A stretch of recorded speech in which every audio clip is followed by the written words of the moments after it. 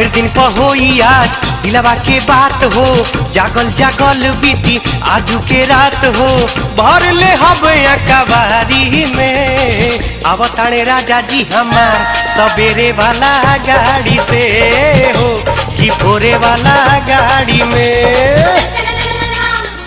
ढेर दिन पर होई आज दिलवा के बात हो, जागल जागल बीती आजू के रात हो, भर ले हब कबारी में। आवताने राजा जी हमार सवेरे वाली गाड़ी से हो कि भोरे वाली गाड़ी में।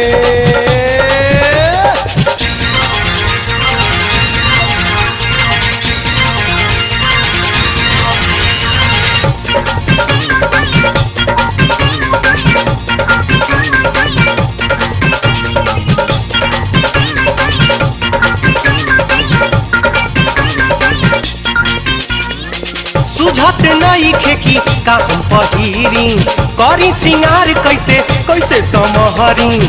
सुझत नहीं खेकी का हम पहिरी, करी सिंगार कैसे कैसे समहरी। खुशी से झूमता मनवा के नगरी, खुशी से झूमता मनवा के नगरी, जुटल बानी तैयारी में। आवताने राजा जी हमार सवेरे वाली गाड़ी से हो कि भोरे वाली गाड़ी से।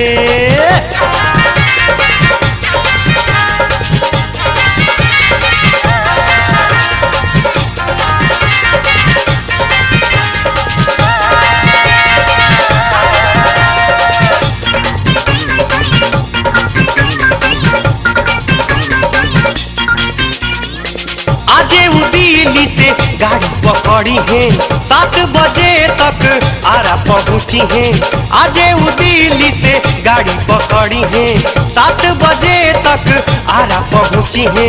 देखी के अखिया मोर जुड़ई है, देखी के अखिया मोर जुड़ई है, लग जाइब खातिरदारी में। आवताने राजा जी हमार सवेरे वाली गाड़ी से हो कि भोरे वाली गाड़ी से।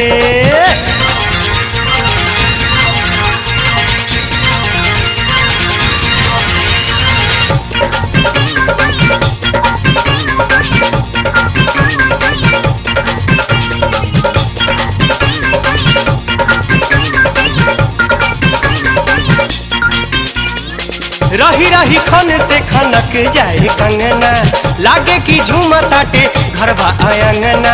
रही रही खन से खनक जाए कंगना, लागे कि झूमताटे घरवा आंगना।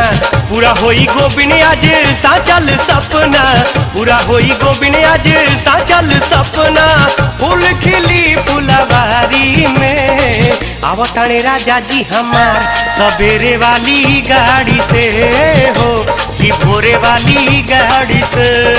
ढेर दिन पर होई आज दिलवा के बात हो, जागल जागल बीती आजू के रात हो, भर ले हब कबारी में। आवताने राजा जी हमार सवेरे वाली गाड़ी से हो कि भोरे वाली गाड़ी में।